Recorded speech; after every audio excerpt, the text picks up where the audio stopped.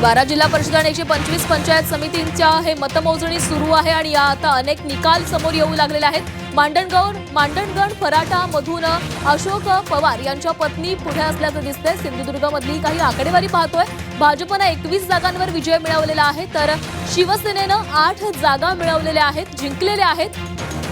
पुढे राष्ट्रवादीला मात्र अद्यापही खातं उघडता आलं नाहीये, तर काँग्रेसनंही खातं उघडलं नाहीये। काँग्रेसही 0 जागांवर आहे, म्हणजे काँग्रेसही एकही जागा जिंकला नाहीये। शिवसेना उद्धव बाळासाहेब ठाकरे पक्षानं 2 जागा जिंकलेल्या आहेत, तर राष्ट्रवादी शरदचंद्र पवार पक्षानं देखील भोपळा मिळवलाय, म्हणजेच अजूनही खातं उघडलं नाहीये, तर 5 जागांवर इतर पक्ष निवडून आलेले आहेत।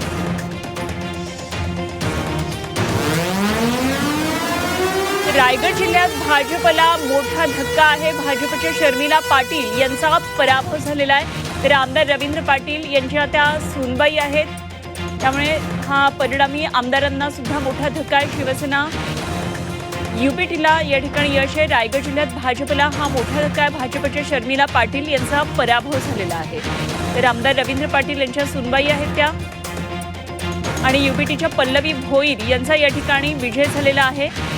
रायगडमधून ही महत्त्वाची बातमी येते, भाजपला रायगडमध्ये हा धक्का बसला। इकडे सोलापूर वळसंग जिल्हा परिषदेवर भाजपचा आता झेंडा फडकणार आहे। रामप्पा चिवडशेट्टी हे विजयी ठरलेले आहेत आणि पंचायत समितीमध्ये बलवान गोतसुर्वे हे विजयी झालेले आहेत। कोडगी गणातून भाजपच्या अंबिका पाटील या विजयी ठरलेल्या आहेत, तर सोलापूर वळसंग जिल्हा परिषदेवर भाजपचा आता झेंडा फडकणार आहे। भाजपचे उमेदवार रामप्पा चिवडशेट्टी विजयी ठरले, पंचायत समितीमध्ये बलवान गोतसुर्वे हे विजयी ठरलेले आहेत। बातमी आलेली आहे बार्शीमधून। बार्शी झेडपी पंचायत समितीमध्ये भाजपला मोठं यश मिळालंय, कारण झेडपीच्या 6 पैकी 6 जागा भाजपनं जिंकलेल्या आहेत, तर पंचायत समितीच्या 12 पैकी 12 जागा भाजपनं जिंकल्यात, त्यामुळे आमदार दिलीप सोपल यांना हा मोठा धक्का मानला जातोय। पुढची बातमी आलेली आहे, आमदार दिलीप मानेंच्या मुलाचा विजय झालेला आहे। उत्तर सोलापूरच्या कोंडी गटामधून त्यांचा विजय झालेला आहे। भाजपचे उमेदवार पृथ्वीराज माने हे विजयी झालेले आहेत, तर सोलापूरमध्ये भाजपची एक हाती सत्ता यावी म्हणून भाजपने यंदा जोर लावलेला होता आणि त्याचेच परिणाम या निकालामध्ये पाहायला मिळतात। सोलापूरमध्ये सर्वाधिक जागांवर भाजपचे उमेदवार निवडून येत आहेत। उत्तर सोलापूरमध्ये भाजपचे उमेदवार पृथ्वीराज माने यांचा विजय झालेला आहे। कोंडी गणातून शिवसेनेचे धनाजी भोसले हे विजयी झालेले आहेत। आमदार दिलीप माने यांच्या मुलाचा या ठिकाणी विजय झाल्याचं दिसतंय। आमदार दिलीप माने यांच्या मुलाचा विजय झालेला आहे। उत्तर सोलापूरच्या कोंडी गटामधून ते जिंकून आलेले आहेत। इंदापूरमधून बातमी, इंदापूर गटात एनसीपीचे दोन्ही उमेदवार विजयी ठरले। भिगवण शेटफळ गटात एनसीपीचे उमेदवार विजयी ठरलेले आहेत। पंचायत समितीमध्ये राष्ट्रवादीचे 4 उमेदवार विजयी ठरलेले आहेत।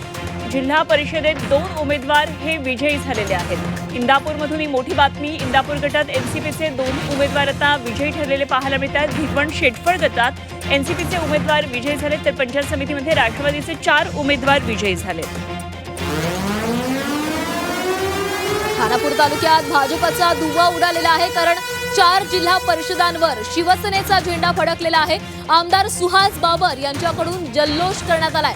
पंचायत समितीच्या 8ही जागांवर शिवसेनेनं विजय मिळवलेला आहे।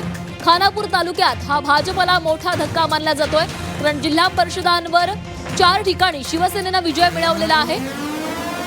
भोर भोलावडे गटामध्ये एनसीपीचा उमेदवार विजयी ठरलाय। राष्ट्रवादीचे प्रवीण जगदाळे विजयी झालेले आहेत, तर मनीषा कंक यांचाही विजय झालेला आहे। या क्षणाची आपण ही मोठी बातमी पाहतोय। राजेश बोडके मोठ्या मतांनी विजयी ठरलेले आहेत, तर भोर भोलावडे या गटामध्ये एनसीपीचा उमेदवार विजयी ठरला आहे। राष्ट्रवादीचे प्रवीण जगदाळे हे विजयी ठरलेले आहेत। मनीषा कंक यांचा विजय झालेला आहे। बातमी कर्जतमधून आहे। कर्जतमध्ये राष्ट्रवादीच्या नमिता घारे विजयी झाल्यात। नमिता घारे या एनसीपी जिल्हाध्यक्षांच्या पत्नी आहेत। कर्जतमध्ये त्यांना मोठा विजय मिळालेला आहे। कर्जतमध्ये राष्ट्रवादीच्या उमेदवार नमिता घारे या निवडून आलेल्या आहेत, जिंकून आलेल्या आहेत। पुढची बातमी सोलापूरमधून। सोलापुरात भाजपनं मुसंडी मारलेली आहे। तिथे गणातून भाजपच्या उमेदवार विजयी झालेले आहेत। भाजपच्या ऋतुजा बंड यांचा विजय झालेला आहे। सोलापूरमध्ये भाजपचे अनेक उमेदवार जिंकून येत आहेत। तिथे गणातून भाजपच्या उमेदवाराचा विजय झालेला आहे, त्यामुळे सोलापूर जिल्ह्यात भाजपनं मुसंडी मारल्याचं दिसतंय।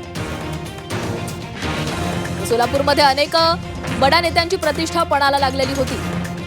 सांगलीमधून बातमी साई तेजस्वी देशमुख विजय ठरले. शिराळा तालुक्यामधून एक बातमी येते आहे. सांगली जिल्ह्यातून महत्त्वाची बातमी, साई तेजस्वी देशमुख हे विजयी झालेले आहेत. तर शिराळा तालुक्यामध्ये कोकरूड झेडपी गटातून विजय ठरलेले आहेत. सांगलीमध्ये साई तेजस्वी देशमुख विजयी झालेले आहेत. भाजपा आमदार सत्यजित देशमुखांच्या कन्या आहेत.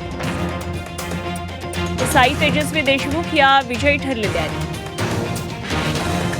या निवडणुकांमध्ये अनेकांचे नातेवाईक रिंगणामध्ये उतरलेले होते. आता बातमी पैठणमधून नियोजनाचा बादशहा बॅनर लावण्यात आलेला आहे. कार्यकर्त्यांनी विलास भुमरेंचे पोस्टर झळकावलेले आहेत. पैठणमध्ये नियोजनाचा बादशहा हे या प्रकारचे बॅनर लावण्यात आलेले आहेत. पैठण झेडपीत शिवसेनेचं एक हाती वर्चस्व आलेलं आहे आणि याच विजयानंतर पैठणमध्ये कार्यकर्त्यांनी हे बॅनर झळकावलेले आहे. नियोजनाचा बादशाह अशा प्रकारचे बॅनर लावण्यात आले. जनतेकडून शिंदेंच्या नेतृत्वावर शिक्कामोर्तब झाला असं भाजपा आमदार शहाजी पाटील यांनी विधान केलेलं आहे.